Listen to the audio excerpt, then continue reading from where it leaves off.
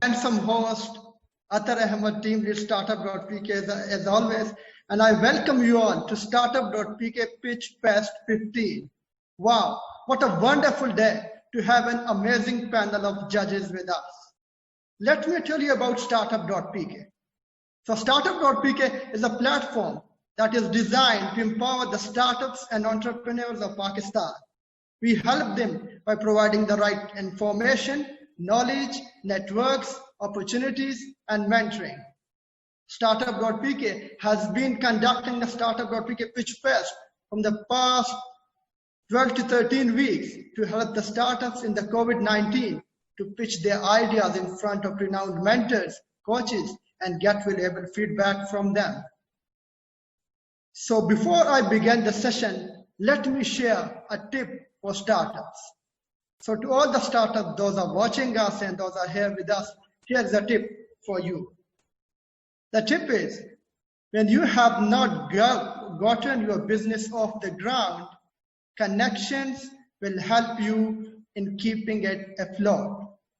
And when you are off the ground, those initial helpers will turn into your powerful allies. Remember this tip, startups.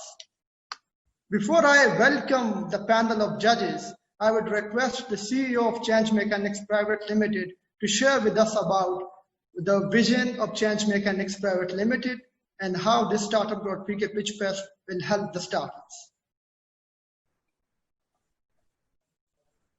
Assalamu alaikum everyone, and first of all I would like to welcome everyone to this Pitch Fest 15. As always, we are going live on Facebook, and I would also like to warmly welcome the amazing judges that have joined us today.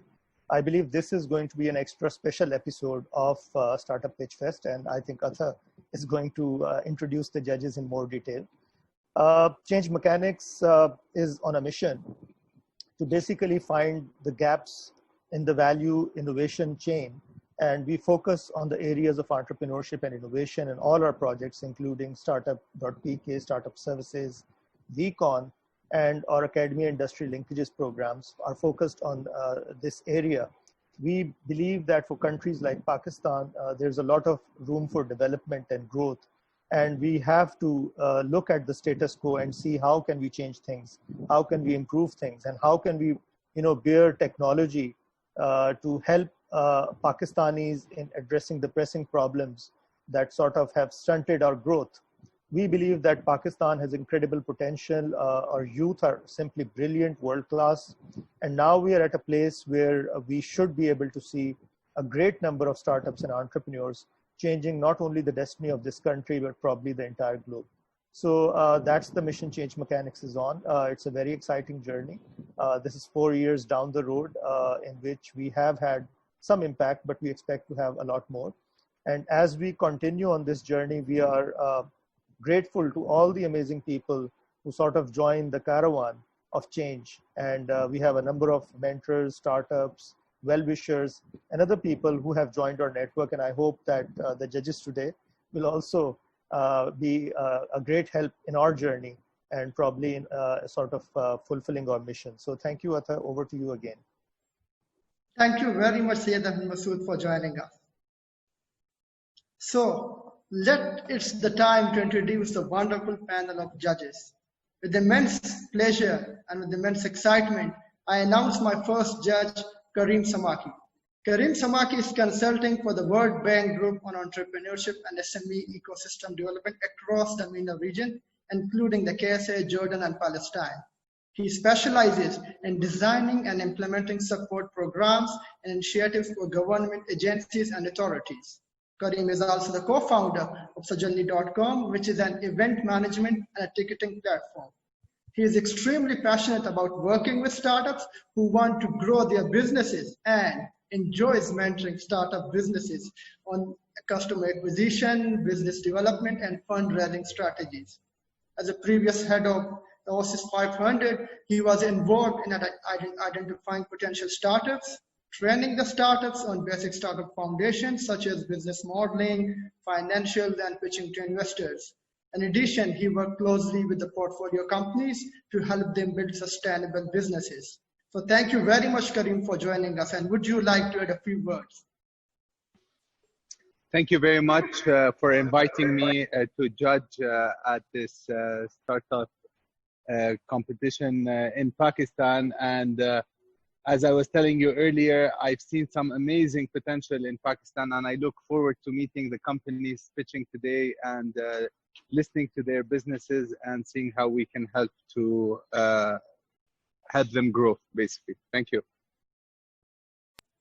Thank you very much, Karim, for joining us. Our next amazing judge is Ganshe Ona. She is the founder of The New Rising. Her expertise areas include the competitive strategy, deal flow management, startup due diligence, financial modeling, investment management, risk analysis, and business model projection. Her venture, The New Rising, is a wealth management entrepreneurial firm, and despite the censure in the terms, they firmly believe on the concepts of passion, hardworking, compassion, and being greatness. The New Rising is working with customers on technology management, internal fund management, deal flow management, investor relations, fundraising, global expansion, strategic event management, and whatnot. So thank you very much, Ganshe, for joining us. And would you like to add a few words? Yeah, sure. Thanks for inviting me. I am so excited to listen different pitches from Pakistan. I am scouting and looking for different startups from different regions.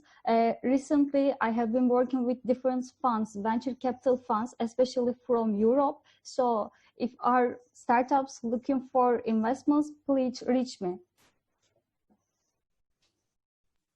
Thank you very much for joining us.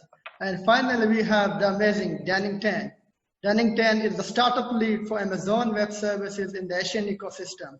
His expertise lies in the management and handling of the legal matters, developing growth, transformation and competitive strategies, evaluating and executing merger and acquisition transactions, scouting and evaluating targets for strategic investment or acquisition, and establish and expanding operational presence. As a startup lead for the ASEAN and Pakistan for Amazon Web Services, it allows him to meet the startups regionally and share their team's knowledge, as well as help startups leverage the Amazon Web Services resources and startup programs to experiment, scale, and succeed. And we are very excited to have Danning Tan with us today. Thank you very much, Danning, for joining us. And would you like to add a few words?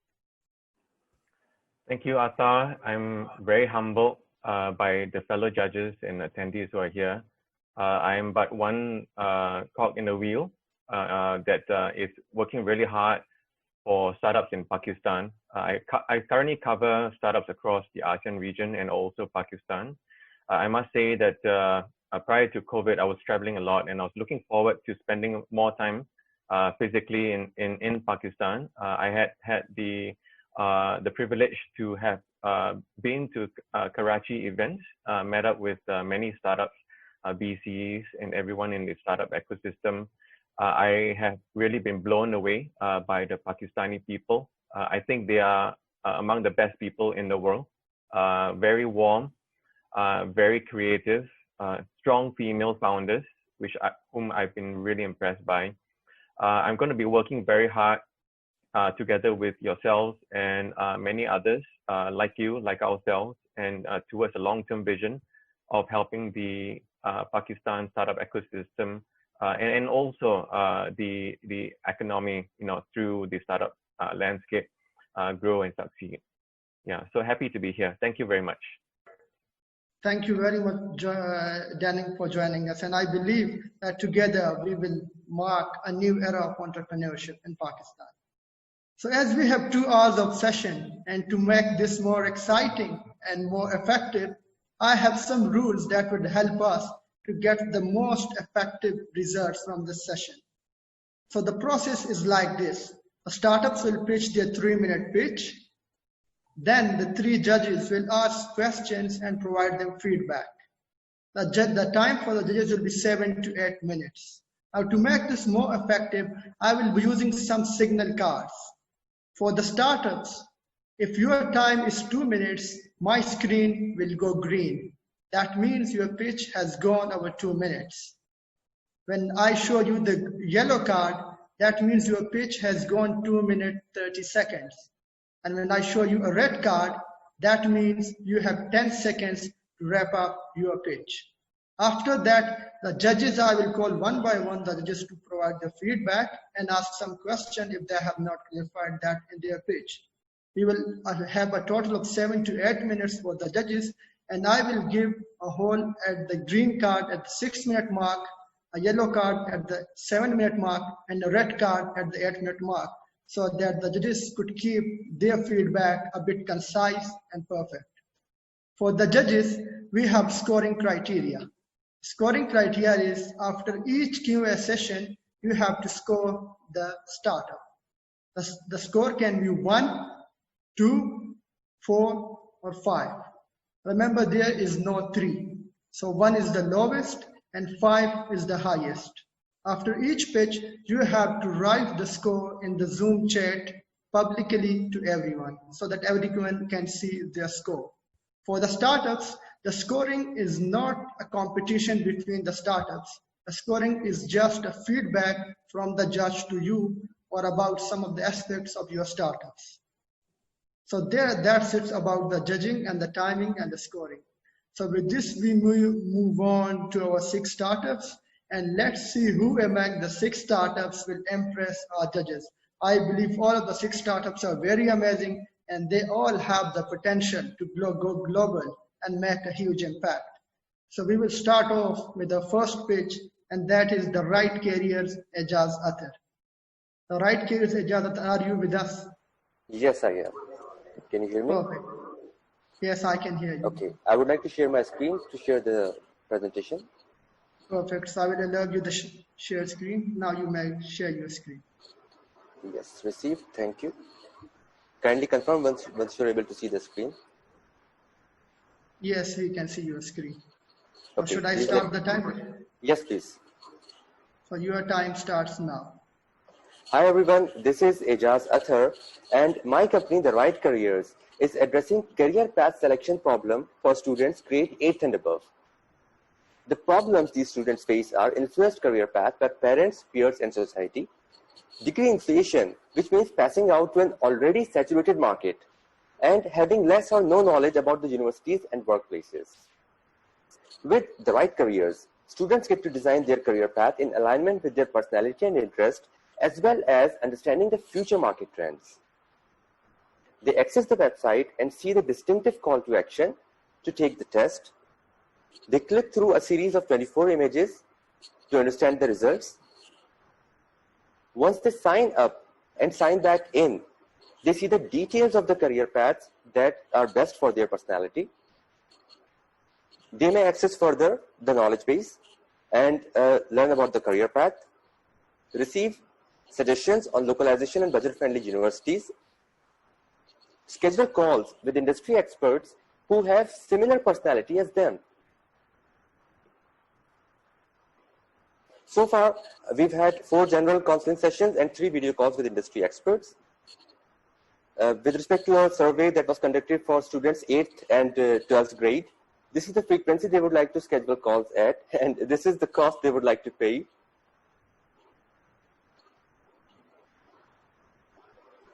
So for the initial months, we'll only be charging for the video calls. Our focus, the target market, is high school enrollments from the private sector, which is about 186,000. Yes, there are a few working in the career domain, mostly sending kids abroad or selling them their own trainings. Basirat and Takmil are 2 very close. Both are under development. Basirat connects university students with industry experts, while Takmil bridges the gap between academia and industries. So we'll be going to market by the social media. Right now, I'm in the product development phase with a couple of freelancers and my advisors, onboarding industry experts as well. I'm looking forward to raise $200,000 to reach 80,000 students in 18 months to hit a target of $1 million. Here's how the OPEX looks like. So if you know any career seekers or students, please do refer them to The Right Careers. Thank you.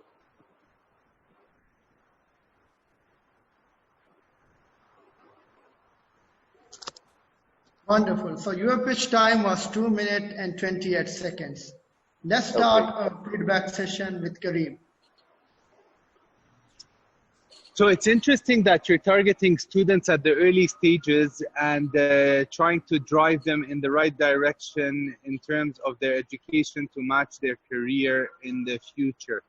My question would be, have you considered approaching the schools and the school counselors directly to provide your tool as a potential basically your website as a potential tool for those counselors to help students and to track the progress of these students as they go on from grade 8 onwards and go on to their university degrees, rather than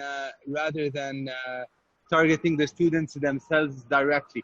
The other question is related to the questionnaire or the pictures and the process that you're taking the students through. Is it backed by any scientific research? Is it accredited? Well, if you can tell us more about that, that would be great. Thank you. Okay, so great questions, Kareem. So firstly, I was mainly targeting B2B. I was trying to go to schools instead of the kids. But since the pandemic hit us, I have changed my model to B2C for the time being, at least till the end of this year. Then I'll be taking it to the B2B market. So yes, that's in the plans. And as far as the test is concerned, it's based on the Jungian typology. The MBTI tests are based on the same typology as well. All right, thank you. Wonderful. So let's move to a second judge, Ghanshyam. Thank you. I have one feedback and one question. My question is, what are your target markets? I mean, as I understand right now, you are working just in Pakistan. After Pakistan, which country are you going to continue?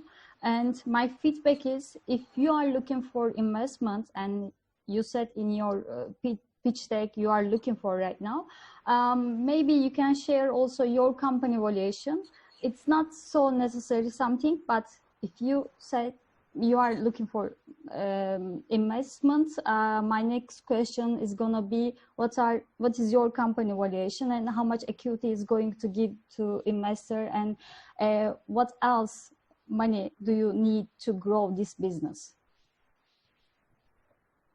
Okay, Saulasin.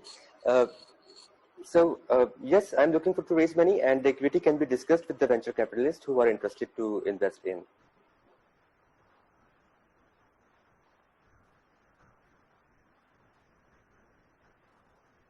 Is that the answer you were seeking?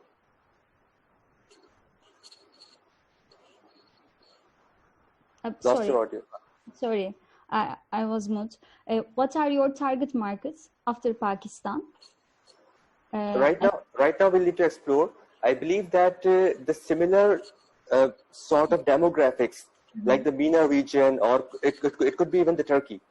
So I will need to explore that. I've been speaking with a couple of people in New Zealand as well, and who are very excited about this project when they heard about it.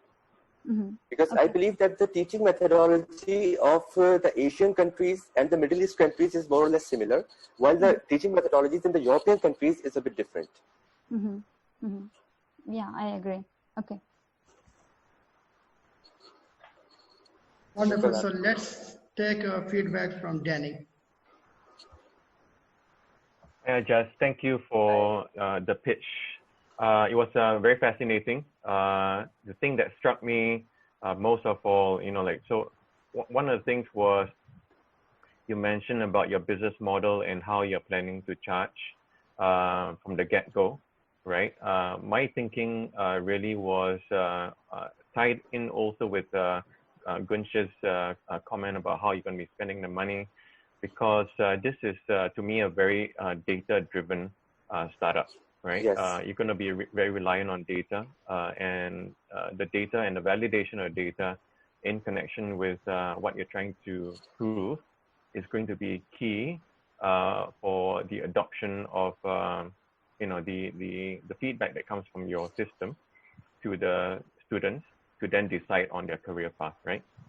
And so my question was, how have you thought about going about aggregating the data validating the data, and how are you thinking about machine learning, and how would you be using machine learning to improve the outcomes? So for the initial phases, like personally, I'm not a machine learning expert, but yes, after a year of launching, I have been speaking with the experts, the AI experts who work at machine learning, and I have been speaking with them about the time every student spends at one snapshot, and what snapshots are they clicking, what is the percentage. So all these aspects will also help us in future on gauging their personality. So if I may just add a comment, so I think the real value of this startup, at least in the start, is to really prove your concept. Yes. So the concept is not proven yet. It brings the student to a very pivotal moment in his life, right? You're asking him to make a very big call, and relying on the data that you give. And if you're able to collate very unique data from the Pakistan context, which is different from elsewhere, I'm sure there are variances, and to really own that data and to build a proprietary platform that utilizes your proprietary data that's already been permission given. For research. Yeah, not for research, to really empower your platform, right? So that it drives very accurate results and it ties in very closely with real life. I think that would be valuable. And yes. And in order to gain that data, my strategy would be to use the funds raised for the initial effort rather than to start charging immediately, right? Because then your uptake on data will be slow. So that's just my take. Right. Thank you. This does make sense. Thank you.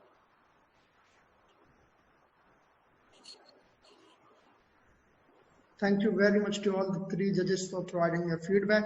I may request all the judges to please share your score in the Zoom chat so that the startups and the founder can see their scores.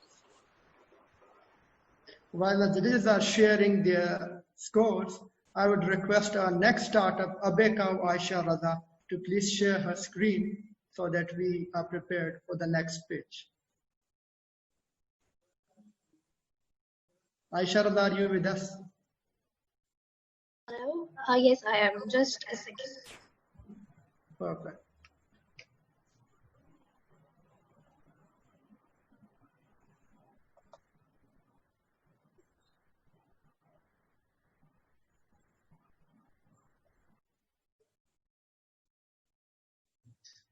So Shabi will start in 1 minute after the judges have provided their scores for the first pitch. Okay, thank you.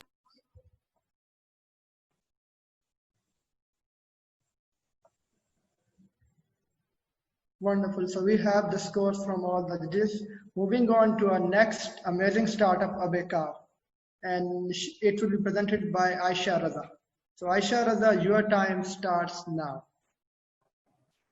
Who doesn't like food? Food is a great source of communication, and Abeka use it to bridge the communication gap between deaf and hearing communities. At Abeka, customers embrace deaf culture and place their orders in sign language. So we merely started in the form of a very small push cart, and within 1 year, we managed to get one small place on rent at a very hidden nook of Islamabad. But we realized that we could not afford a very high rent, but we piloted one project in one of the crowded places of Islamabad, and then we realized it is generating 8 times more revenue than our outlet. After the successful testing, we managed to generate the revenue of PKR 2.2 million rupees for our food truck, which is operational right now. Approximately 11 million people in Pakistan have different level of hearing loss, and they face issues like unemployment, inequality, language barriers. So the reason behind choosing a fast food industry, because it's one of the largest industries in Pakistan, and it creates 16% of the total employment.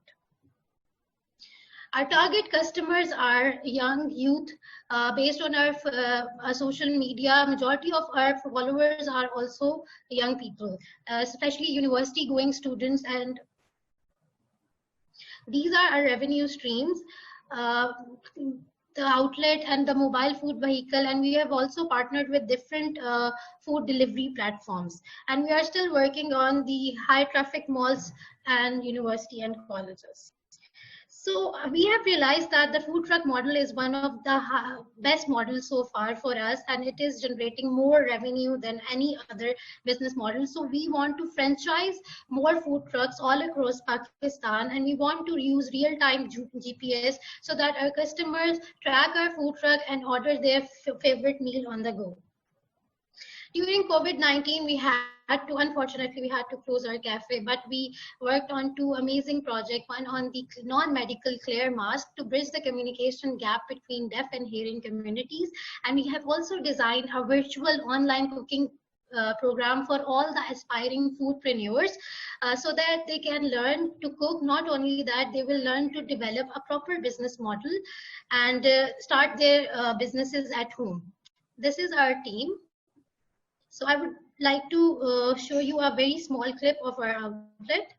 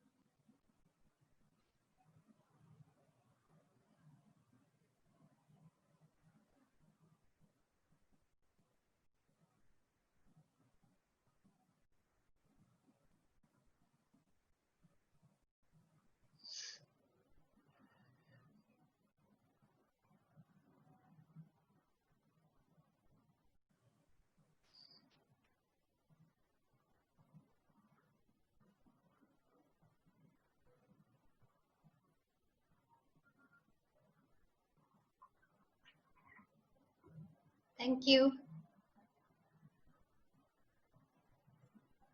Thank you very much, Aisha.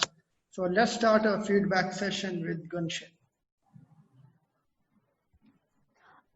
Hello, thank you for the presentation. I have one feedback and one question. Actually, I really like the impact part of your business, and you should emphasize this part in my perspective, because impact is going to be the keyword, I think, in the next few years all around the world. And my question is, how do you preserve the quality in each truck? Because okay, it's not a technology business, it's not a technology startups, but also it's a quite sustainable business in my perspective. And how do you keep all this quality the same for each truck? Okay, so currently we have like 1 unit operational. Initially we had like 2 units operational.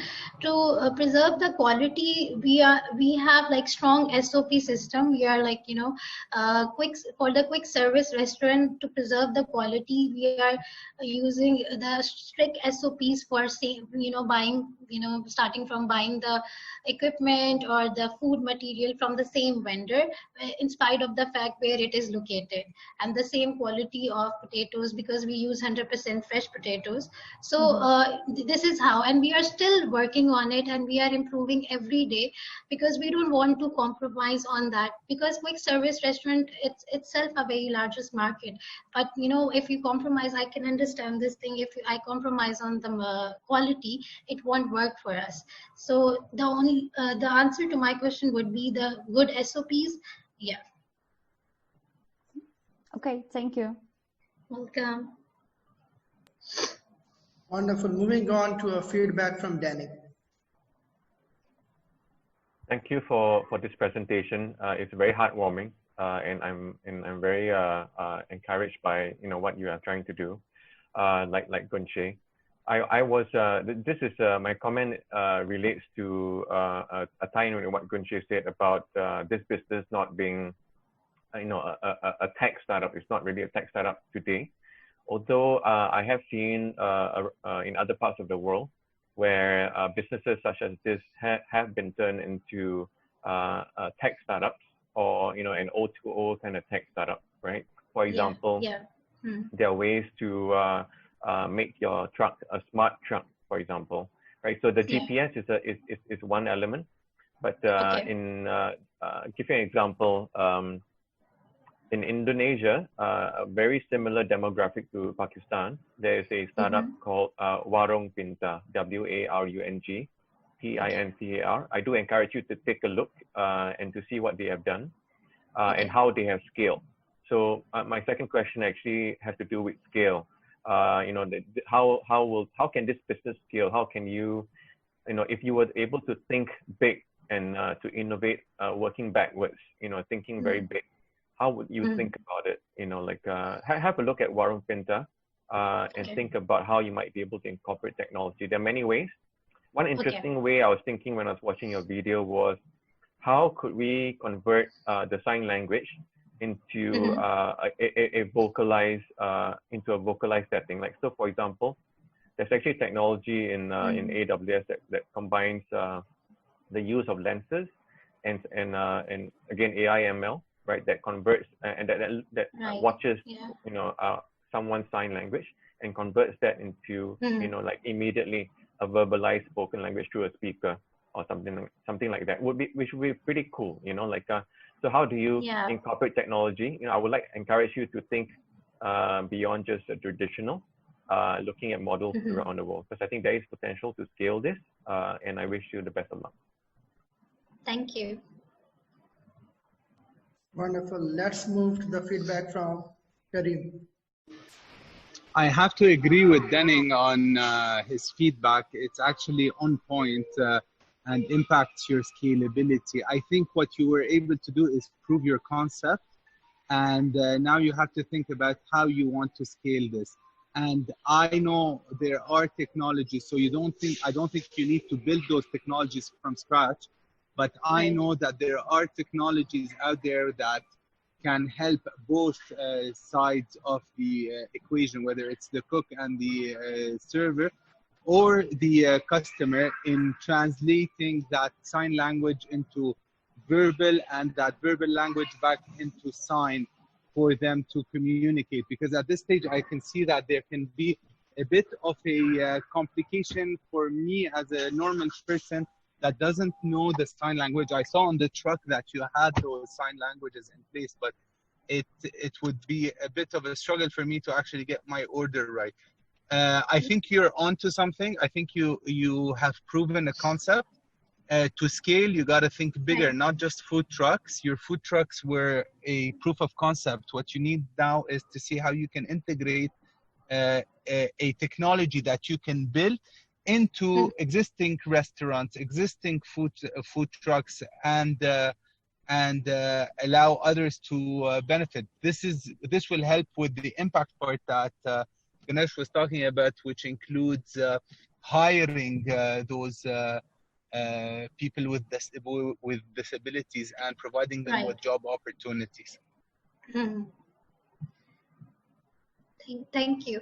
I would like to add one point here that I totally agree for the technology part, and we are trying our best to include technology, especially when when people weren't coming out of the car due to COVID-19. So what we usually doing, we had this software they used to order while sitting inside the car. We were using a software, and it gets displayed on our screen, and we just simply used to print it. So it's not that difficult, but it consumes a bit of a time when especially customers are placing the order for, especially in case of quick service restaurant, we really need to work on that. Yeah. Perfect. Thank you very much, Aisha Zabeka, for joining us. I would request the judges to please provide us with the scores in the Zoom chat. And while the judges are making their scores, I would request our next startup and emerging startup, Expert Flow LLC, to please share their screen. So thank you very much, Sayab, for sharing the screen. We would wait a bit for the judges to share their score, and then we will start with your pitch. Sure. Thank you very much.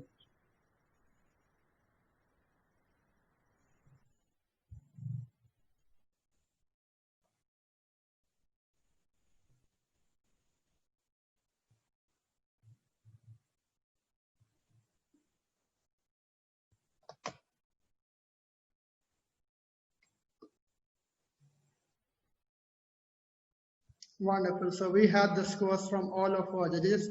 Let's proceed with the pitch of expert flow. Should I start the timer? Yeah, just give me a second. Wonderful.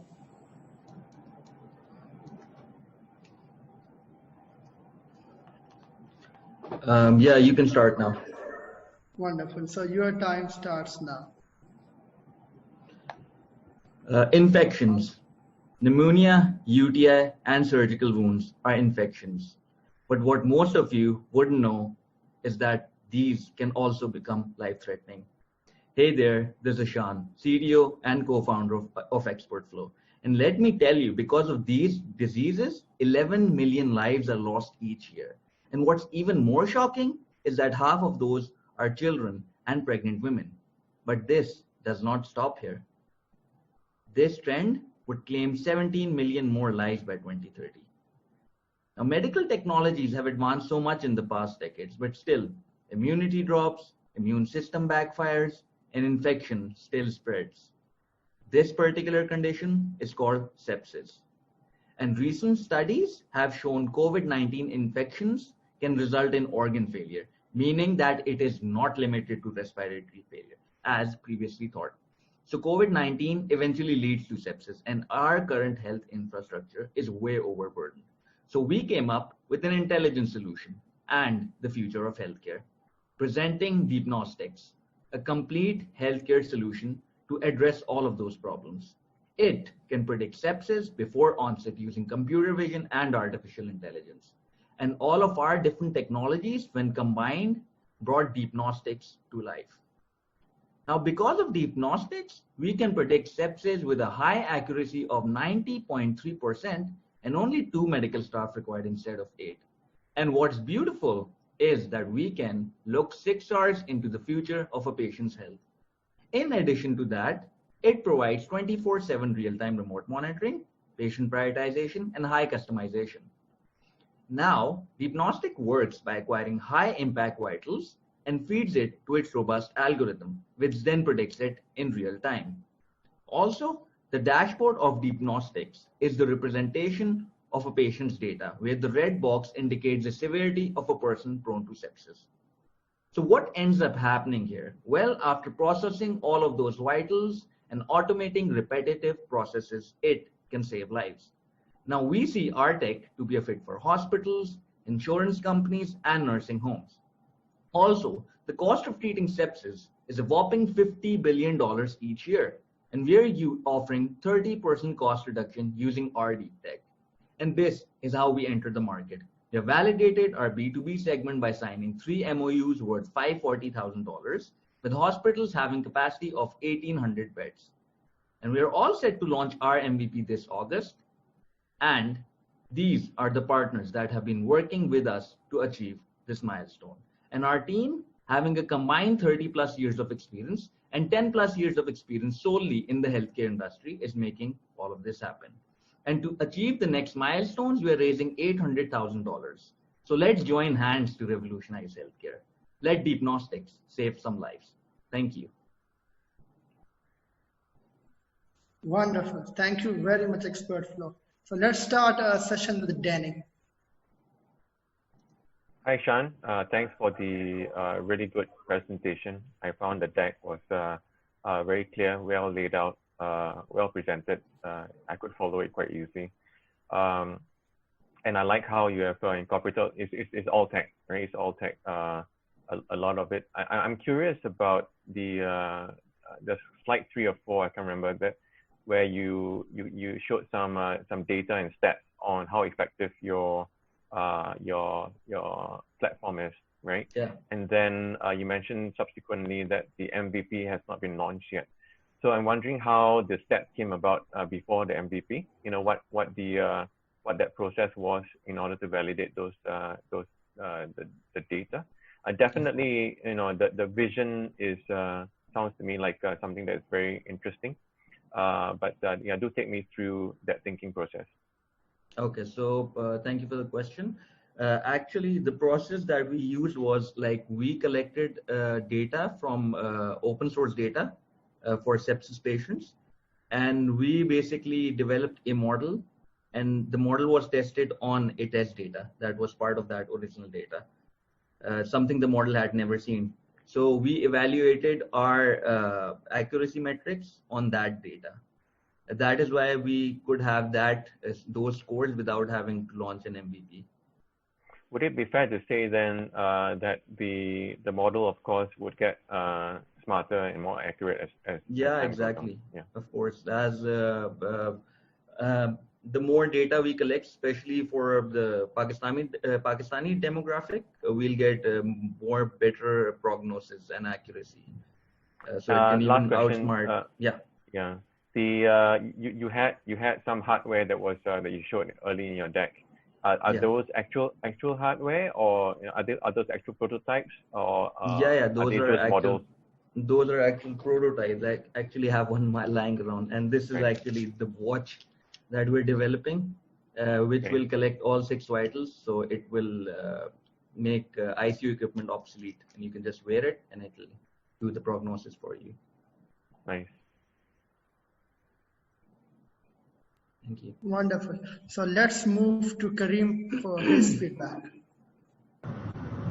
So I think it's great what you're working on. I like that this is a product of Expert Flow.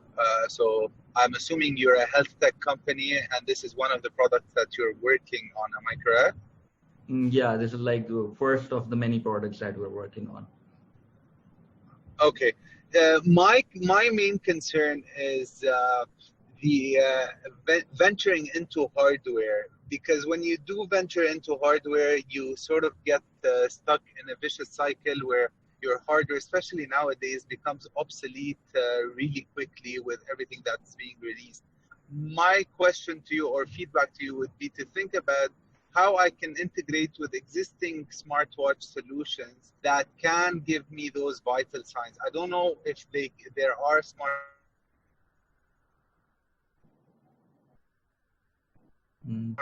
out there that are reasonably priced. Can you hear me? Yeah, you just got cut. Yeah, so I'm not talking specifically about Apple Watch and Samsung Watch, but I want to see if there are any potential smartwatch devices out there that can measure those 6 vital signs that you are looking for to collect the data in order to make this process more streamlined. So rather than you focusing on hardware, you would be mainly focusing on software, which I think is your forte in this case, especially with the data collection, data analysis, and predictions. Yeah, exactly. Yeah, that's something we can look into. But have you looked? Are there any? Yeah. So I'll give you hardware manufacturers that are already producing watches with such. No, they are, but there are like 2 problems. First is like they're not collecting all of the vitals, so it's sort of useless to us. The second problem is most of these smart watches are fitness bands. They're not health focused, in the sense that they do not have FDA approval or any regulatory approval from their states. So they cannot be used in a medical environment. For us, with the watch that we're trying to come up with, which is partially developed right now, we're trying to get a regulation here in Pakistan and then move on to other countries like Singapore, in which we're trying to expand in the future.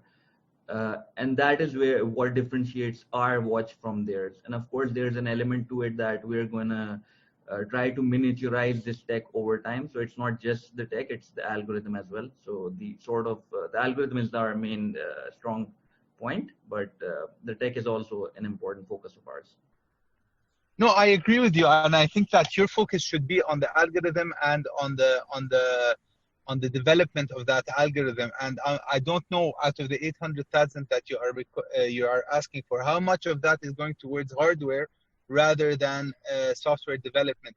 And if you are keen on hardware, my suggestion would be to consider platforms, the crowdfunding platforms such as Indiegogo or Kickstarter, for you to get your hardware up and going, rather than you investing your own money in your hardware.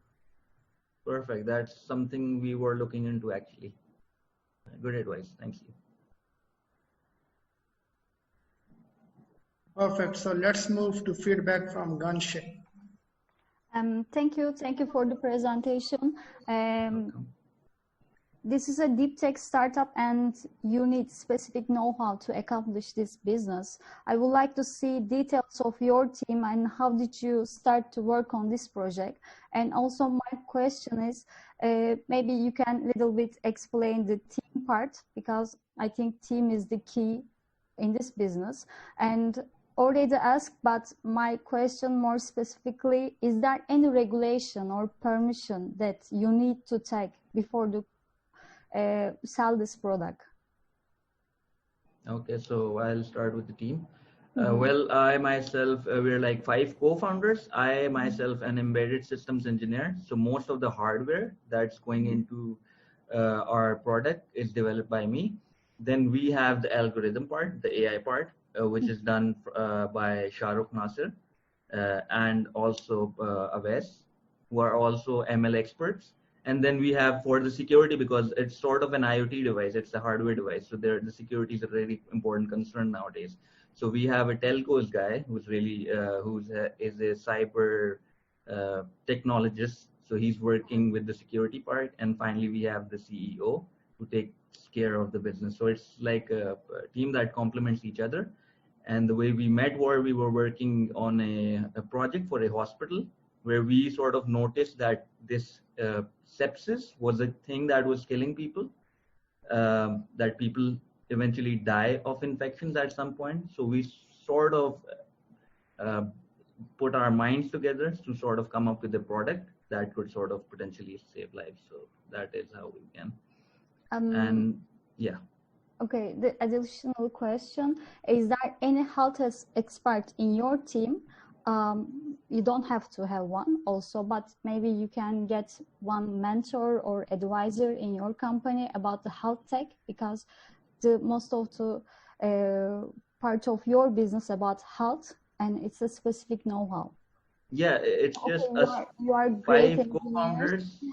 Okay. Sorry, we're just 5 co-founders. We have a few health advisors in our team. There are actually 5 doctors who basically tell us time to time that what we're trying to do, because we're sort of tech aficionados. So we tend to add our bias to some things, but they actually put us on the right path.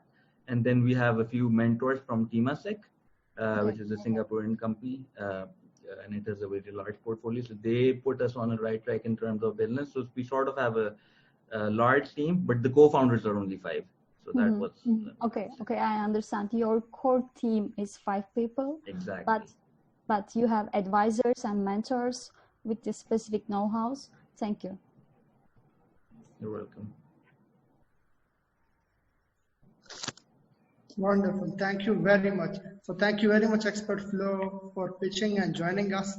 I would request all the judges to please provide their scores in the Zoom chat so that the startup and other startups can see it. So while we wait for the judges, I would request Anwarul Haq Brandings Education to please share their slides. Amazing. So we have a great and a brilliant score from all the judges. Thank you very much, Expert Flow. And I look forward to your amazing execution of what you just pitched. Thank you. So Anwarul Haq, are you with us?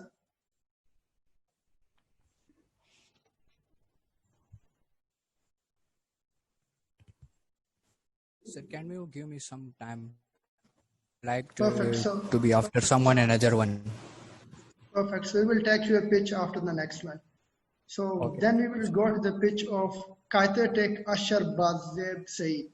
Ashar, are you with us? Hi everyone, yes, I'm here. Just give me a couple of seconds to set up my pitch. Perfect. And let me also have the room vacated as well. Just one moment. Perfect. So while Ashar is preparing for the pitch, I would request all the startups who are watching us, if you need any sort of support, help, and guidance, Startup.pk is always there to take you through the journey and help you in making your startup a success. We have startupservices.pk, we have startup.pk. If you need any sort of pitching slot or any sort of coaching or guiding or mentoring, or affordable services, you can visit startup.pk and get the right services for your startup. And for those who want to pitch in the PitchFest 16, they can fill the form in the Facebook or the website, and they can be a part of the Startup PitchFest 16. So I guess Asher is back with us. Asher, can you share your screen, please? Yes, I am sharing it. Perfect. Wonderful. So we can see your screen. Should I start the timer? Yes, please. Perfect. So your time starts now. Hello, everyone. My name is Asher. So 260,000 US dollars per hour. That looks like a pretty good number for revenue, but unfortunately, this is the loss some of the manufacturers make due to plant downtime caused by machine failure. This translates to almost $2 million per day. Such an incident happened in Pakistan where the gas provider to half of the country went down suddenly due to machine failure.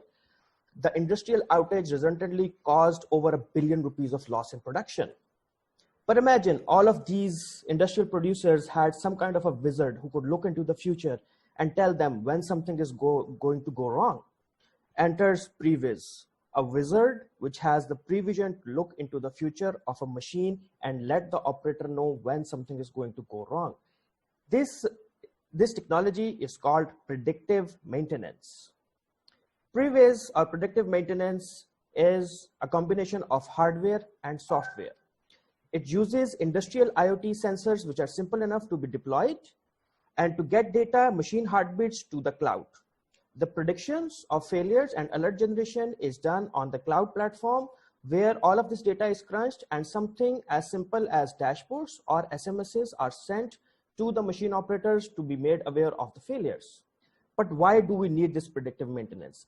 The conventional models of failure detection are now costing to be expensive, and they usually miss unforeseeable failures. PDM or predictive maintenance catches them as soon as a failure is born. The implementations of predictive maintenance have shown massive amounts of enhancements for the operators. The biggest one of them is 50% plant downtime, which reduces a lot of costs. The market size in Pakistan is significant. We can reach over 7,000 industrial operators, which can translate to over $1 million of revenue per year. The global market size is said to be over $24 billion by 2024, and we take to have a chunk of this by that time. The business side, we are primarily B2B oriented startup, and our primary customer size is SME sized industrial setups. Our customer acquisition is done by try and buy, where we make industrial champions. We enable them with higher reliability and serviceability, and our revenue stream is by initial cost of sales followed by an SLA based contract. There are a lot of competitors out there, but none of them are looking at small and medium sized markets like Pakistan or developing markets, and we plan to fulfill that gap. Our ask is 1.5 million rupees in seed funding, which we need to make a product ready for market. The team comprises of a variety of different roles. Myself, I am a service delivery specialist. We have got tech consultants and industrial advisors on board with us. Thank you. Thank you very much, Asher, for coming. So let's start our feedback with Karim. Look, I think this space is a very interesting space. Preemptive maintenance is something that is very interesting. I like the way you're thinking about it. However, I am an advocate of early validation. Have you talked to a smaller, maybe a manufacturing facility where you can actually go and install your IoT and start validating your preemptive maintenance technology with them, or are you still in the early stages of development? I didn't quite understand that. Okay, so we have made a proof of concept device, the picture of which I could not put over here because it was a big mess of wires, etc. So yes, we have onboarded a couple of early adopters who are willing to test this technology with us and who are willing to give us their industrial expertise so that they can allow us to collect data and then validate our data analytics algorithms on their industrial setups, which would give us the validation we are looking for to enter into this market.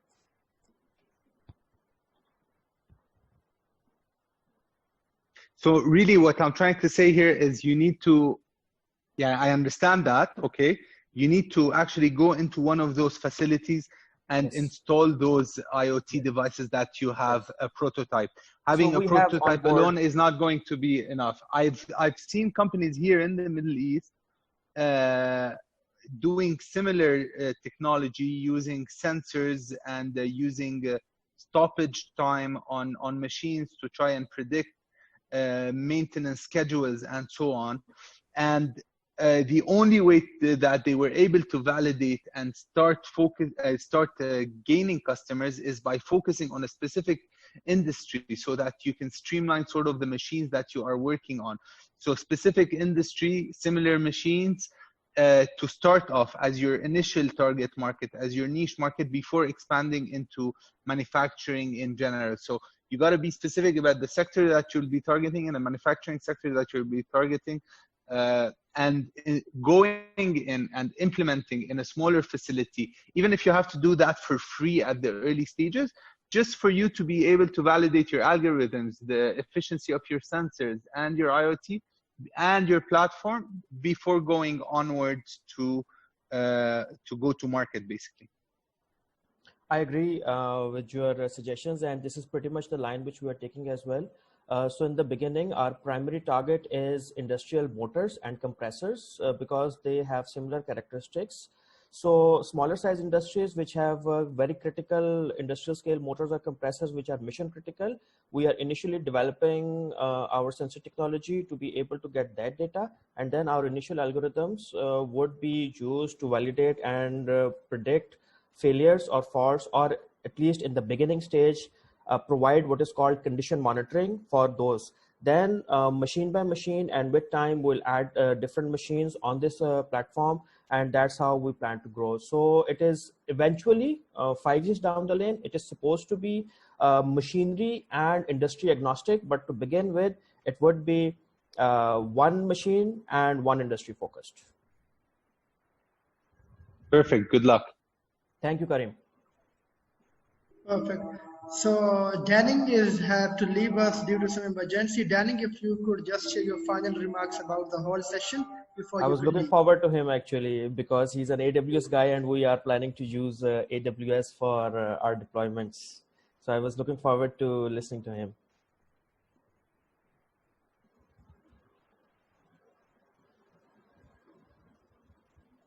Okay, so I guess Danning has left. I will surely get in touch with him and get his feedback for your startup. So with that, we move toward the Gansha for her feedback.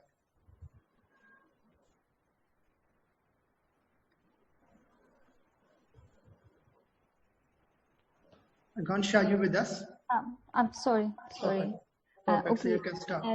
Okay, thank you. I made one mistake before you start, Gansha. I'm very sorry because it is related to you. I wrote 1.5 million PKR. It's actually 150 million because I was converting between USD very quickly. So that's why I accidentally wrote 1.5 million PKR. It's actually 150. It's 15 million PKR. Okay. My feedback is it's a really hot, trendy topic. I know at least 6-7 different startups that are working on this topic only from Turkey. And one day, one company will succeed that, but I don't know which one is. My question is, based on my previous experiences, what is your traction until now? And could you please explain your revenue model? And also, which metrics are you using to track your business? For example, monthly recurring revenue or annual recurring revenue, total customer numbers, which metrics are you using? Okay, so for traction at the moment, we have, you can say, MOU or understandings with the 2 industrial operators with whom we can test the proof of concept which we have made. That proof of concept and testing would be further used along with the investor money to make an MVP or at least initial version of a product that can be used to put into the market to gain more customers. So initial traction right now is we do not have any paying customers right now. Now about revenue model. The revenue model which we are planning is a two-tiered or two-step model. The one is, of course, initial cost of sale of that equipment, which would be based upon the number and type of machineries which they have.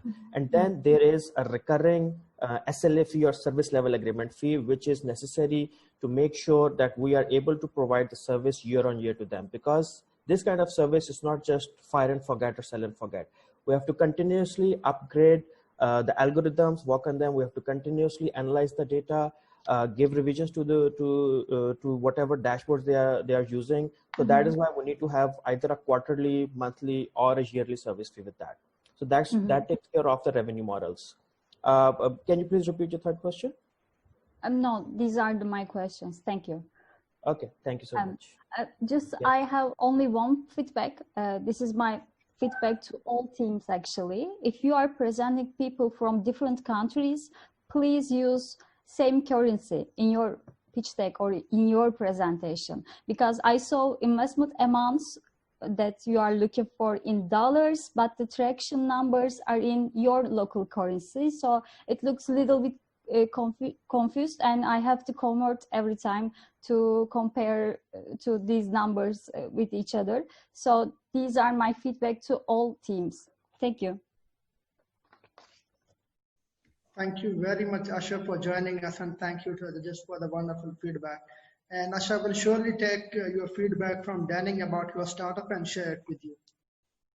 So while we wait for the next pitch, I would request the judges to please share their scores in the Zoom chat. The score by Danning was 2 for this pitch, but before the feedback. So I would request the judges to share their score in the Zoom chat. And I would also request Poultry Baba to please share the screen while the judges are sharing their scores. Poultry Baba Zahir, are you with us? Yes, I'm here. Do you hear me? Wonderful. Yes, we can see the screen.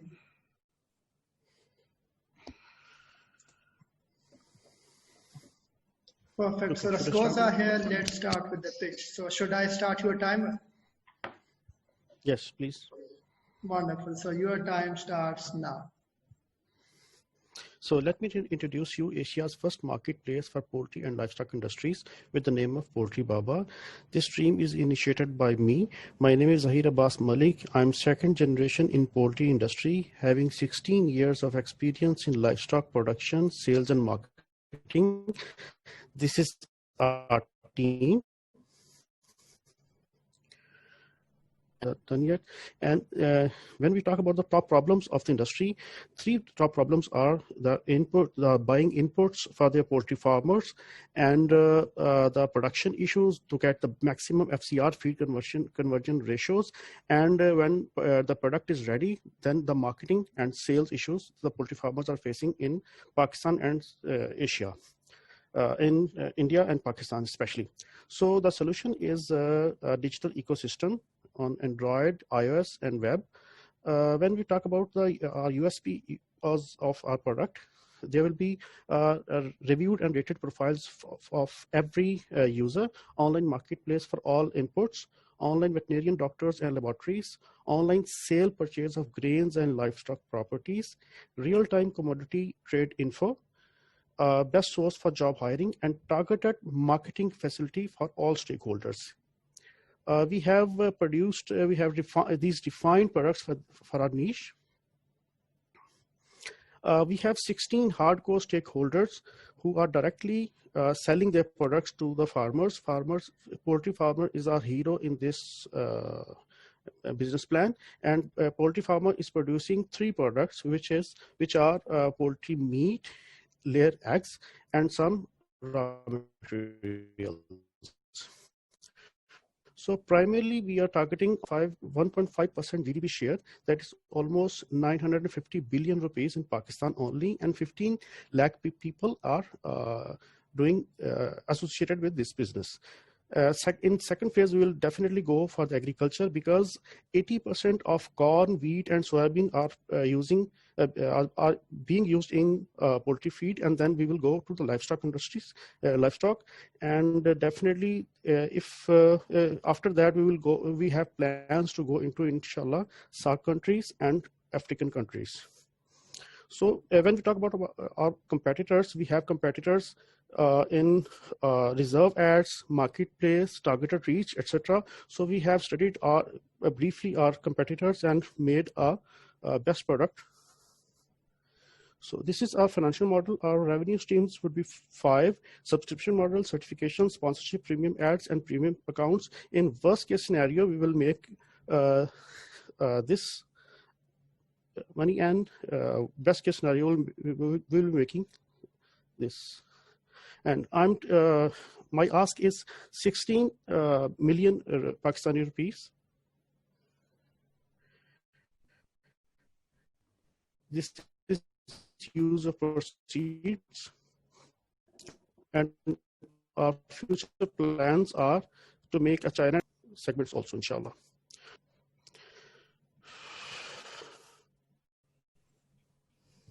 Wonderful. So let's start our feedback session with Ganshe.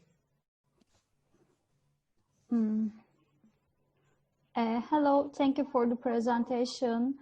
Okay, it's not a technology business, so I will ask a question about what are your plans to scale this business? I mean, how do you plan to expand other countries, or how are you going to grow this business?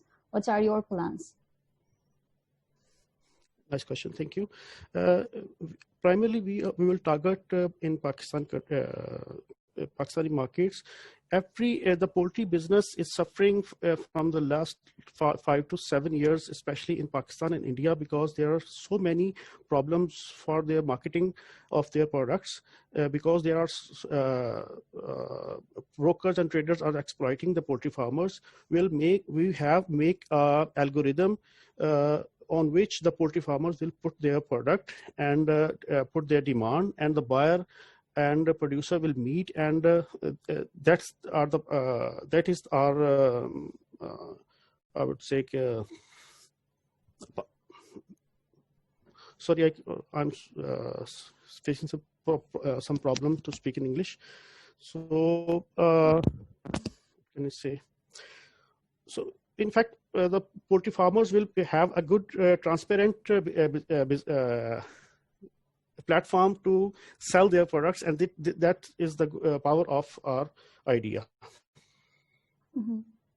Okay, thank you for your response. And just one feedback, maybe you can explain more about the algorithm parts, because when I first listened your presentation, it looked to me like a traditional business, not a technology business, but I'm sure if we can speak more about that, you have plans about to turn it to a technology business and more scalable version. Sorry, could you come again? I can't hear you. Okay, yes. Thank you for your response. Just one feedback. I think you can explain more about the algorithm part in your business, because in the first, I listened your presentation, it looks like a traditional business, not a technology business. Okay. We have two parts of our business plan right now. One is marketplace, where all the stakeholders, so the supply companies will put their products for the farmers to buy.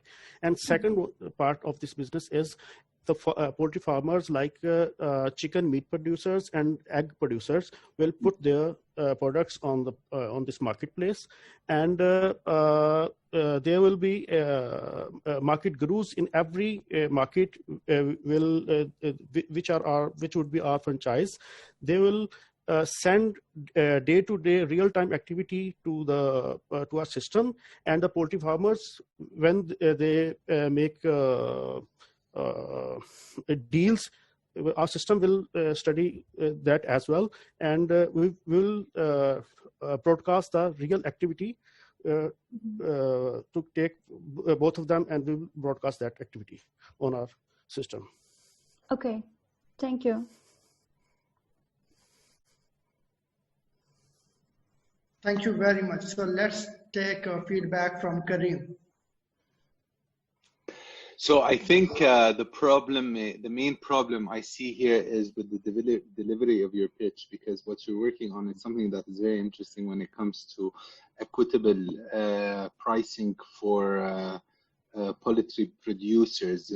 We've seen successful models in Africa on doing the same for coffee, for vegetables, and so on.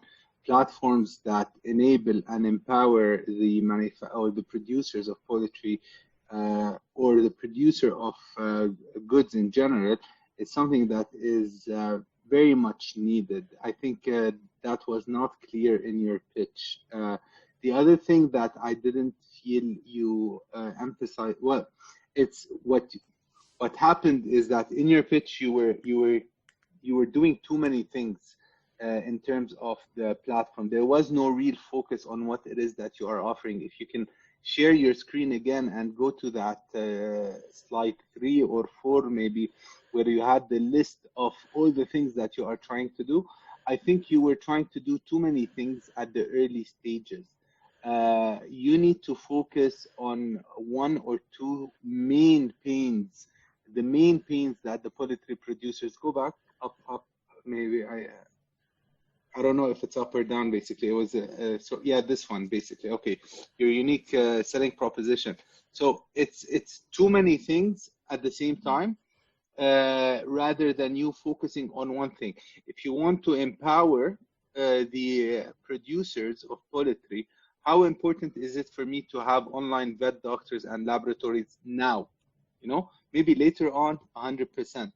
What are the main pains that you are trying to solve in the poultry industry and the producers and the manufacturers or the growers of poultry, producers of poultry in Pakistan, for starters? This is what you want to focus on. You're trying to do 7 things, 8 things at the same time. Hiring platform, medical platform, online sale of grains and stock lives, online sale of produce. So it's too many things at the same time, which devalues the product you are offering, because there is no focus. Especially at the early stages, when you have very little resources, you need to make sure that these resources, whether financial or non-financial, are going into the right place, and you got to make sure that there is a focus on what you are trying to solve. So I think that you are onto something that is very important. There are models in Africa, many models in Africa that were successful. Look at it and refocus what you are doing, and choose 1 or 2, maximum 3 things to offer at the early stages. Once you have validated, you can move on and grow that offering of yours. And I think this applies not just to you, by the way, it applies to all startups. When you're thinking about starting a business, think about how all the major startups started and when they first started. Think about WhatsApp. When they first started, all you could do is send messages. Today, you can pretty much do anything on WhatsApp, yes. But when they started, for the longest time, all you could do is send messages. One thing, they were solving one problem, not 8 problems. So this is my feedback to you. Thank you. Okay, thank you. Wonderful. Thank you very much, Karim, for such a wonderful feedback. And I hope all the startups have got your point. So before we move on to the last page, I would request just to drop their scores in the Zoom chat. And with that, I would also request Anwarul Haq Brainix Education to please share your screen.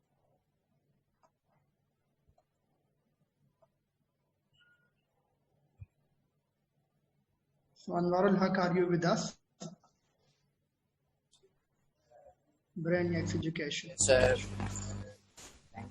Perfect. So can you please share your screen? Yes, sir. Sharing my screen.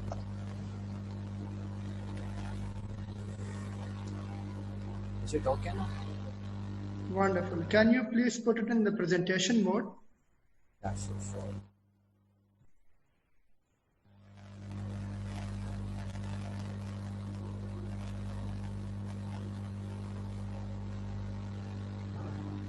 So shall I start? Totally amazing. Perfect. So that works. So your time starts now. I'm sorry, just 1 second. I think there's a bit of background noise on his side. I can't hear him properly. I don't know if it's just for me. Is it okay now? Are you listening? Can you please work around with your mic so that we can hear you properly?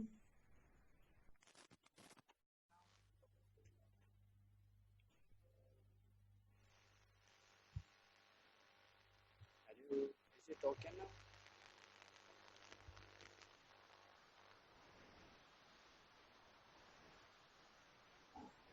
Your voice is very far and very low, but if you speak louder, maybe we can hear you. Go ahead.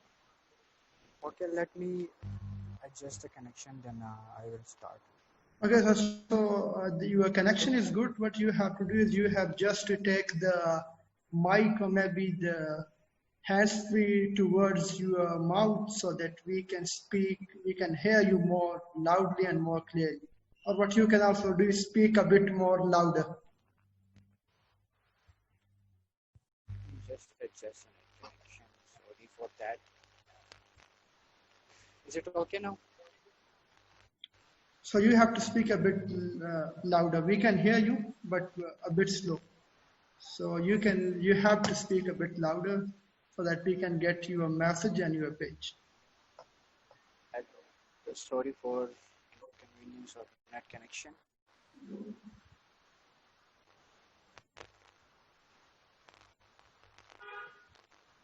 Shall I start now? Is it okay? Yes, you can start now. Okay, Bismillahirrahmanirrahim. Assalamu alaikum to everyone. Brainix education digitalized system is just like the Khan Academy, and we have taken start of this thing. We already know about the pandemic which has passed on, and still it's suffering all over the world from the coronavirus. So we developed an application by the name of Brainix digitalized education system, in which we provide most of the certain features like to the school and colleges like the Khan, but the Khan is for international status only, in which all over the world students can take advantage and should use it. We have faced a lot of problems, in which we have searched here in Pakistan survey about 3 months that which type of problems students are facing and which language they are demanding. So then we have developed a national language application in which we are just providing the Urdu language tuition tutorial to the students. Our app and website both we have developed, and some of the pics I have shown there in that presentation, which we have organized the application. And for this thing, I would like to share the business model overall, in which I will discuss a little bit about the customer market and value proposition of that thing versus the costing structure and revenue also. So the value proposition of our Brainix app is the summarized lecture, not like the Khan Academy, in which there are more detailed specific features of everything. And also the self-direction for every grade of student is not there. And just one language they are targeting, which is international based English language. So our national students are not understanding that thing. According to their demand, we have just developed our one app, and the customer segmentation in Khan Academy, which we have searched, and we also check the demand in the market of Pakistan, that which type of students are demanding lectures and the soft notes material from the Khan Academy, but Khan Academy is not providing that. So we our own develop an app for this type of things, in which we are just providing the online tutorial lectures to the students, and with that specific lecture we provide the notes material like books and guides in short form, which we the hard books form to the PDF form, in which by one click every lecture and every soft material notes are therewith students just need to install the app from the Play Store and just register one time in it.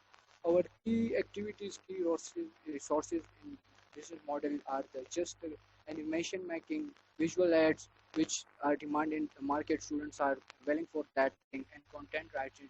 Like that, on that basis, key resources, our key activities is also just like that. The most important thing, our costing structure and revenue, which we generated and still we are generating for the from our app, is the advertisement of other things on in our app and the premium version app, in which we have included some of the short courses to the students, which is in paid form, and the cost structure which we are bearing on app is the server for the app, which we didn't organize until yet, but still we are planning to organize our own server for the app. Still we are using free Firebase free version, and some hardware and app developer salaries like that, some of our costing structure, but still we are generating that much revenue from our app on which we are bearing our cost structures, and looking forward to other team members like that. We are I'm joining other startups and other companies, organization relevant to education and technology guys to guide me in this procedure, that what we should do next, and what will be the beneficial step to take for the students to take advantage from our application, and how we should optimize, how we should extend the application, and how we should promote it the other markets also, because our plan is not to organize it for Pakistan only. We have to move on to the other countries also. Thank you.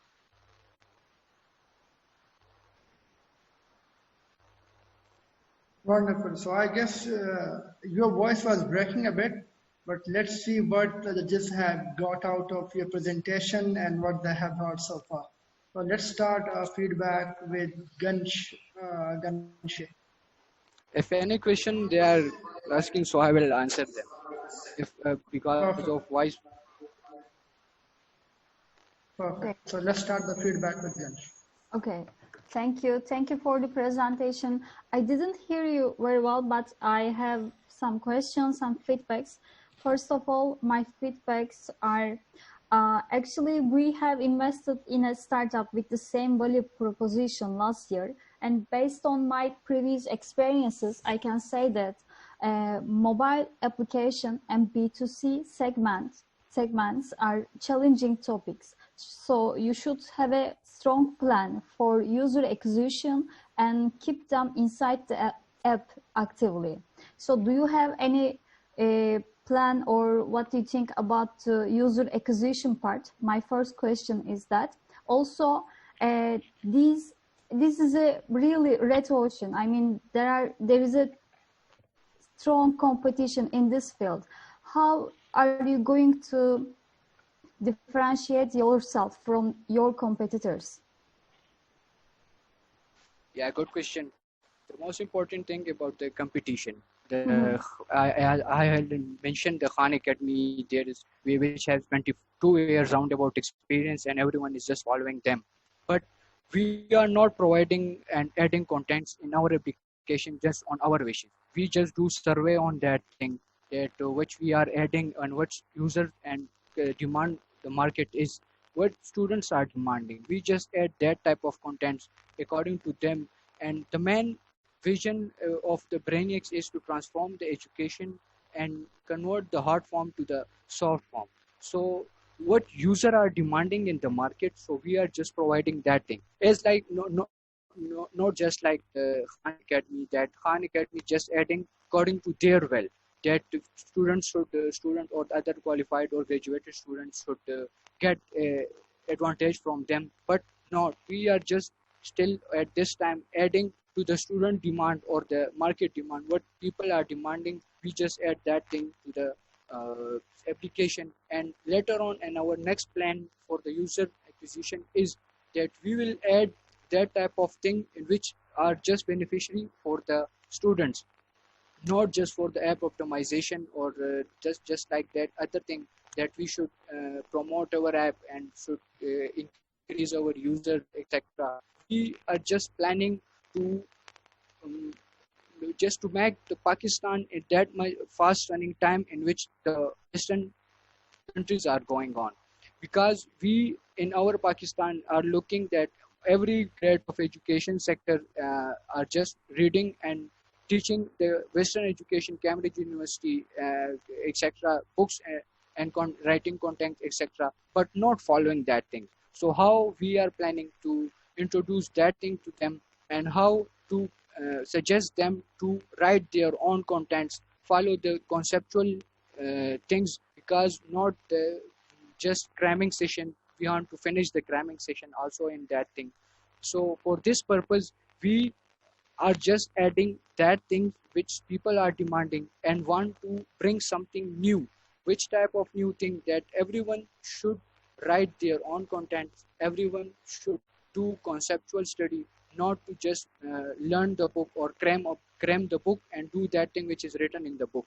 Why not everyone should take a step from their own to take start, or to do something new experiment, as like most of the time I'm giving example of medicines, that on one formula how new companies are establishing, how they are bringing new medicine, because they are doing experiment new types. So just like that, we have taken start from the school of colleges from basic level. I would like to say the monetary level and the secondary level. So like that, we adding that thing. So I hope you understand my question. Thank you for your answers. Perfect. So let's take feedback from Karim. I'm going to give you feedback, first of all, on the pitch, and then I'm going to give you feedback on the business, if you don't mind. First of all, on the pitch, my friend, you need to practice. Your pitch is not clear. I can hardly read it because you put up your business model canvas, which I don't need to see. I did not hear the story. I did not feel the pain when it comes to the pitch. A lot of times, and this is something that is, again, feedback for all startups listening in to us today. A lot of times you might have an amazing product, you might have something that is world-changing, but if you cannot tell the story in the right way and deliver the message appropriately, you kill the pitch. And I think this is what happened here today. This is a great example, because I really did not understand what it is that you are offering. I'm still trying to understand now what it is that you are offering.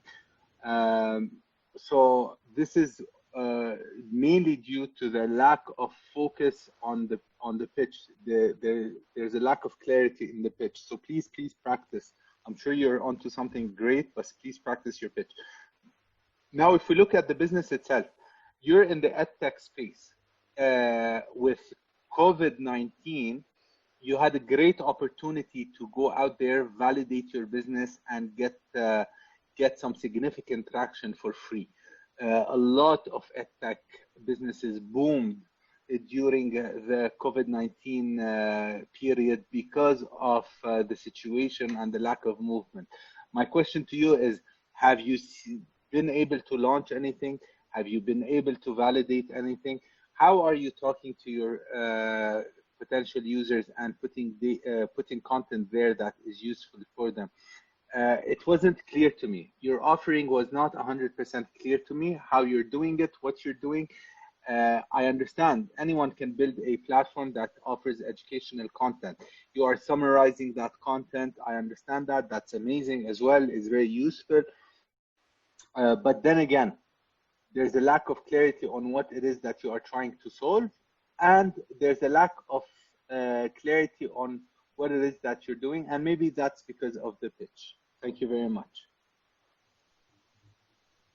So we have developed an app which we already had launched.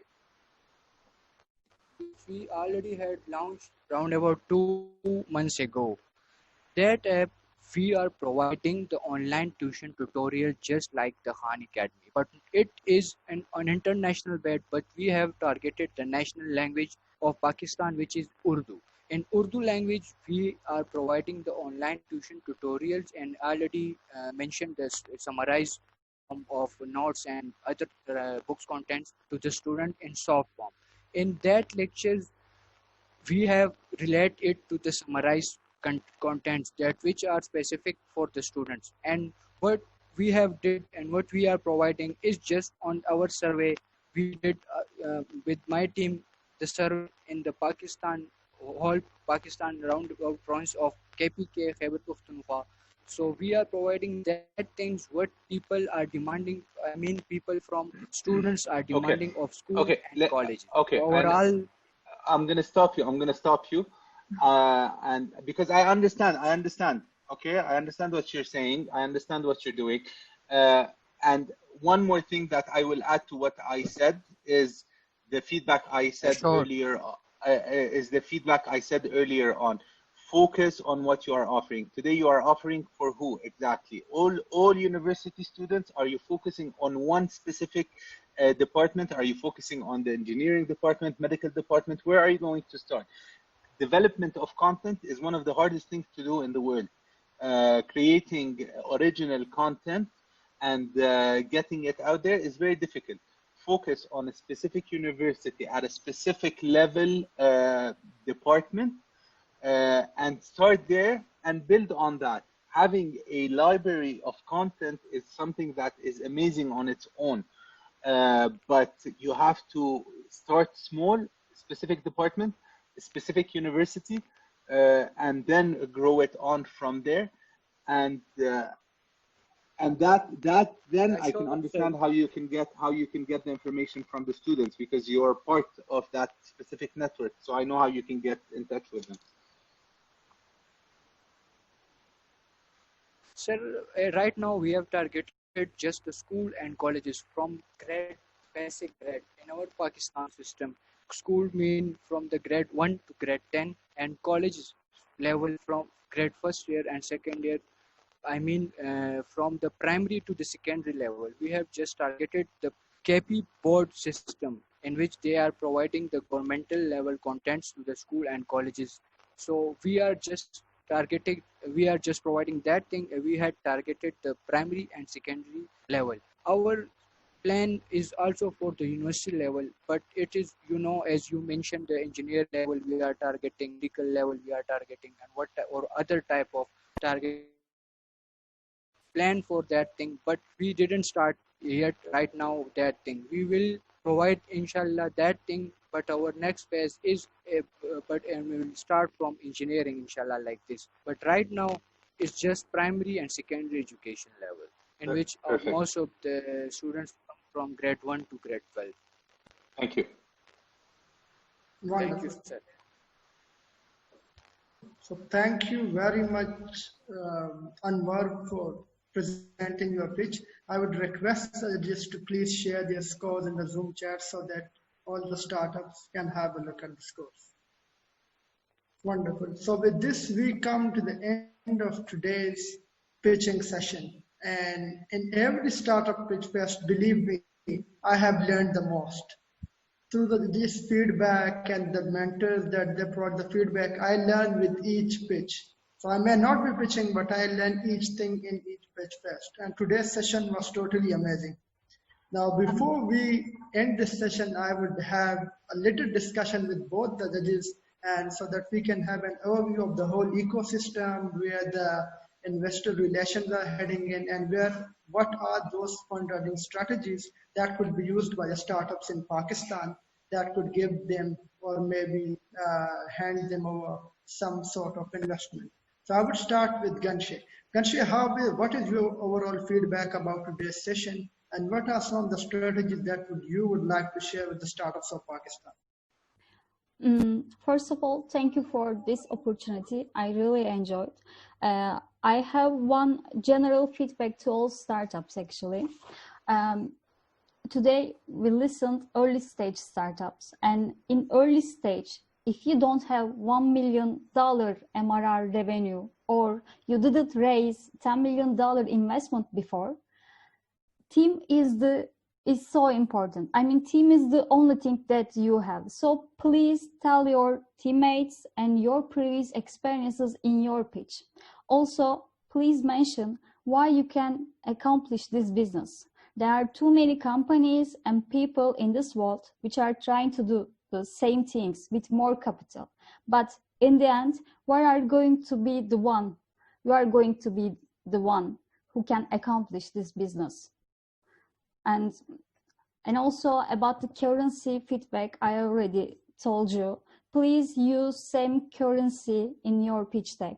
It doesn't matter. You can use directly dollar, euros, or local currencies, but please don't use more than one currency in your pitch deck. It looks confusion for the judges or other people who are listening. And also, as I said before, I am working with startups mostly from emerging markets, and I think there are too many things that you can work on in these markets because there are too many problems. Problem means opportunity for entrepreneurs. So look around and your country closer to the deck and solve these problems. Thank you. Wonderful. Thank you very much, Gansha, for sharing these wonderful words. Karim, you have been consulting and you have been an expert in the SME and entrepreneurship in the MENA region, and you have a specialization in heading the investment thing in the sort of foundations. So what is your feedback about the whole session? And secondly, what are some of the strategies that you would recommend to the startups in Pakistan who are raising funds? So for this, I'm going to turn my camera on just so that you can see me now that we are towards the end of this startup pitch fest. First of all, again, wonderful session. Thank you very much. I want to congratulate all the startups getting up, whether it's on stage or online, and delivering a pitch to people you have not met in your life, and taking feedback from them that can be sometimes harsh is something that is commendable. It's very hard, and I applaud you all today for this and wish you all the best of luck. What I want to focus on is you as startups at the early stages post-COVID, let's say we're working at post-COVID state. Investor sentiment has shifted a little. Investors are less keen to take on risky investments. Does not mean they are not willing to invest in startups. On the contrary, startups are important to growth of economies worldwide, whether it's Pakistan or anywhere else in the world. However, the way investors are looking at startups has changed. They are looking at startups that have validation. It's unfortunate that the days of getting money on ideas are probably gone. I can assure you of that. We used to be able to raise $100,000, maybe $200,000 in money before in investment, before even having any sort of prototype. Today, investors are going to ask for prototype. They're going to ask for market validation. They're going to ask about the team. As Ganesh said, it's extremely important why you are the best team to implement this business. What is it that you are so passionate about? And I'll give the example of the lady that pitched the blind and dumb business. Why is it that you are working on this? Why is it that you are so passionate about this? And what makes you and your team the best people to implement this? So these are the things that investors are looking for: the team, the validation, the work that you put in. And doesn't mean that you need to spend a lot of money on validating. Using existing resources like startup.pk and other resources to help you get off the ground, to decrease your level of risk, is what investors are going to be looking at. And believe me, even once you have done that, your risk level is still going to be extremely high, but at least it shows that you have done work and you have done an effort to validate your business. And this is what you need to be focusing on, specifically post-COVID. Post-COVID, you cannot go with an idea and hope to get money. Even accelerators are changing the way they are thinking. And I'm talking regionally in the Middle East. And I think the Middle East as a region is very similar to Pakistan in terms of an ecosystem, in terms of the level of development of ecosystem. Pakistan might even be a little more developed in some areas on the ecosystem level. This is what I think you guys need to focus on as startup teams and keep going. Of course, building a startup is not an easy thing. You're going to get a lot of people like me who understand or don't understand your business that will give you feedback that is useful and might not be useful. Always listen to that feedback. Try to think about what it is that I can use out of this feedback. Not all feedback is good. I can be telling you stuff that doesn't make sense to you because I don't understand the business that you're working in maybe. But think about what I said from a business perspective and see how you can tweak that feedback to your own business. So this is what I would advise startups to do and to think about specifically in these hard times that we are all going through. Thank you very much, Kareem and Gansha, for joining us. And I believe it was a wonderful, wonderful session. Taking the feedback, the startups pitching their ideas in front of new people, in front of new judges, and then just providing them a different perspective. That is totally amazing. And I believe with the help of your support and your guidance, we will have a time when the startup from Pakistan, we will be proud to have those startups in your mentoring and coaching circles. So thank you very much to the judges for joining us today. And with this, we take a final vote of thanks from the CEO of Change Mechanics, Syed Ahmed Masood. So, sir, are you with us? Ji, Athar. So, before the thanks, just one comment that I would like to add. I think it was a very good session and we had some excellent startups, and especially the feedback from all three of our judges, Denning, Gunche, and Kareem, was really very helpful. Just one small point that I felt in two of the pitches, that when you get feedback, the purpose is not to just defend it. The purpose is to understand what is the underlying knowledge that the person is trying to share, because none of the judges actually has a personal interest till this point in your business. So it's your business to make sure that they get interested. And I felt, in one pitch especially, that the defense was very, very strong without understanding the context of the feedback. And it's very important because the reason behind Startup Pitch Fest is exposing our startups to a wide variety of judges with a lot of experience in different fields so that they can improve the business model of our startups. And I feel that today's session was really a great step in that direction. So in the end, again, I would like to thank Gunche, Kareem, Denning, and my team at startup.pk, Athar and Saira, for the great work that has been put up. And I would also like to thank all the startups who participated. As Kareem said, that this is not something easy to do, but one or two of them have actually pitched quite a few times. So for them, it was not that difficult, but for the others, understand that this 3 minutes is very, very important. It can open the door to a lot of new opportunities. So you should check the voice before you come on board. You should check your video, your lighting, all of that stuff. So thank you very much, everyone. And over to you, Athar.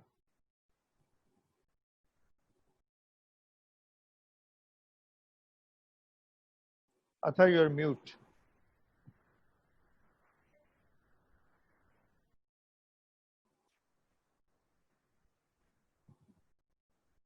Athar, please unmute. You're mute. Thank you very much, everyone. So before we end this session, can we have a group picture where we can have all the cameras on so that we can, take a picture and remember this event for a long time. So everyone, please turn on your camera so that I can take a group picture. The era of Zoom pictures, huh? Wonderful. So maybe we can have a thumbs up so that, wonderful. So smile. अच्छा ये thumbs up भी ठीक है वैसे. Thank you very much, everyone. Thank you very much. So I formally end this session, and I thank all my judges, the startups, and the people who have been making this a successful session. Thank you very much, everyone, for joining us. To the startups who are listening to us on Facebook and other channels, and to the judges who want to connect with the startups, feel free to drop me a message on LinkedIn, Facebook, or my personal number. I would love to connect the startups and the coaches and all the people. Do visit startup.pk, and we are here to support you. We are here to empower you. Thank you very much, everyone. Take care, and Allah Hafiz. Allah Hafiz. Take care. Thank you. Thank you, everyone. Take care. Allah Hafiz. Thank you. Have a nice Allah day. Hafiz, everyone. Thank you, Athar. It was an awesome session. Thank you. Thank you, Thank you everyone. all. Thanks. Assalamu alaikum.